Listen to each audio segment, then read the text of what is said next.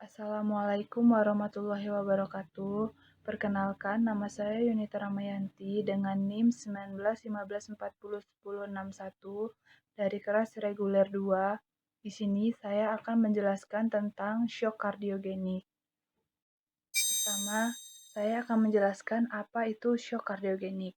Shock kardiogenik adalah kondisi di mana jantung mengalami gangguan secara mendadak, sehingga tidak mampu mencukupi pasokan darah yang dibutuhkan oleh tubuh.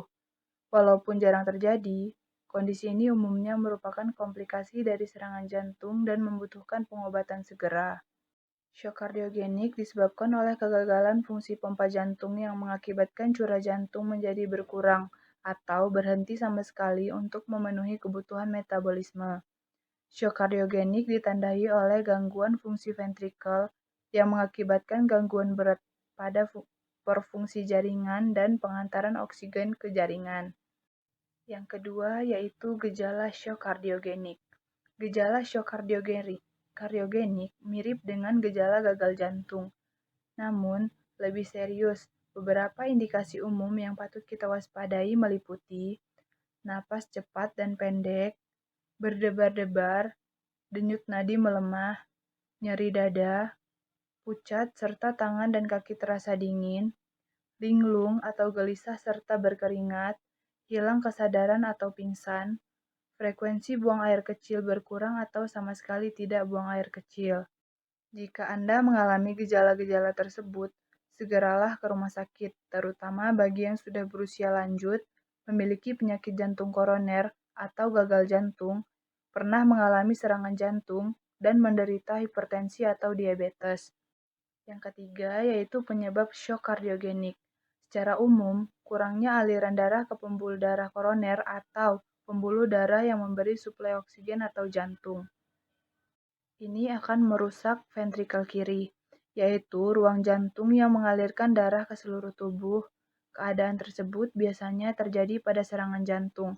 Otot jantung akan melemah dan berkembang menjadi shock kardiogenik. Meskipun pemicu utama shock kardiogenik adalah serangan jantung, perlu diingat bahwa shock kardiogenik dapat terjadi ketika jantung tidak dapat memompa darah secara optimal, seperti pada aritmia, penekanan terhadap rongga jantung akibat penumpukan cairan di sekitarnya, atau tamponade jantung, serta penyakit katup jantung. Selanjutnya, yang keempat yaitu diagnosis shock kardiogenik.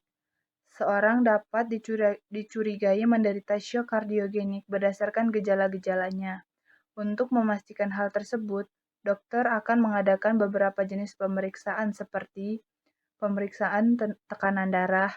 Penderita shock kardiogenik memiliki darah rendah, yaitu di bawah 90 mmHg, atau mengalami hipotensi ortostatik.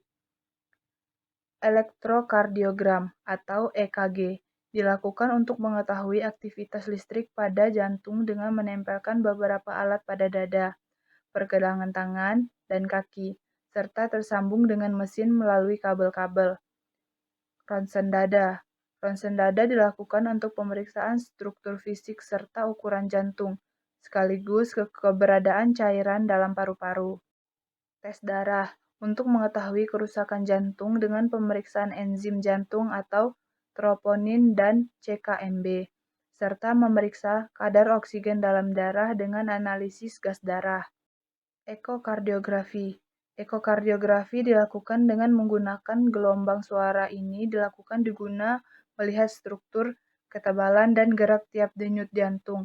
Alat yang digunakan sama dengan alat USG. Angiografi koroner atau kateterisasi jantung. Pemeriksaan ini mengombinasikan penyuntikan cairan kontras ke dalam pembuluh darah dengan pemindaian sinar X untuk mendeteksi adanya penyumbatan di dalam pembuluh darah serta untuk mengukur tekanan di dalam bilik jantung. Selanjutnya yang kelima, yaitu pengobatan shock kardiogenik. Shock kardiogenik termasuk dalam kondisi gawat darurat. Oleh sebab itu, penanganannya dilakukan di rumah sakit dan dirawat di ruang rawat intensif atau ICU. Penderita umumnya membutuhkan oksigen tambahan untuk meminimalisasi kerusakan jantung dan organ-organ lain.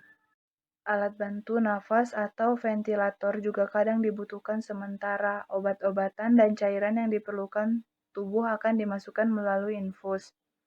Obat-obatan yang digunakan dalam penanganan shock kardiogenik memiliki dua manfaat, yaitu meningkatkan tekanan darah dan memperbaiki fungsi pompa darah atau jantung.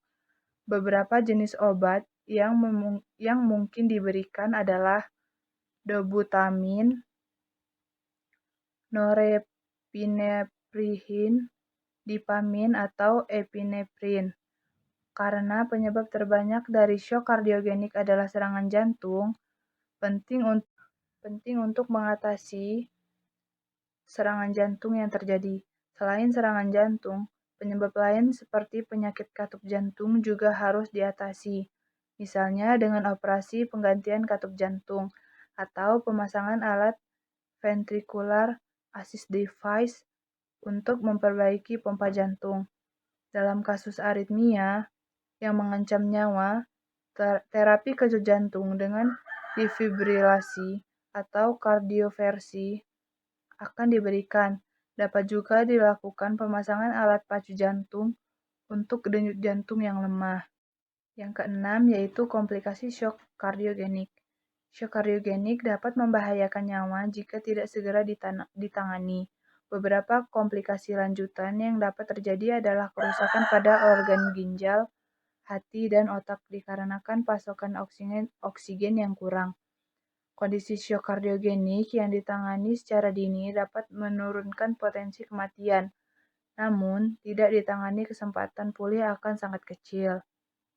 Yang ketujuh yaitu pencegahan shock kardiogenik.